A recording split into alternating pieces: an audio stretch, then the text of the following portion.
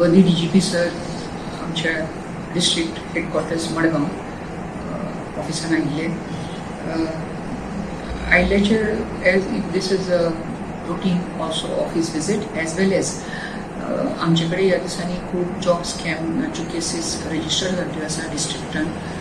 चड केसी फोंडा आसा आनी मार्दोळ पुलीस स्टेशन आसा. तश्योच 2 केसी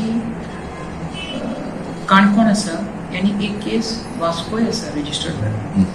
सो SDPOs of the concern district SDPO Ponda, Vasco आनी काणकोण हांकांय आपयल्ले आनी DGP sir hedge taken the briefs of investigation what is conducted in the matter and the further investigation which is required to be done in this matter.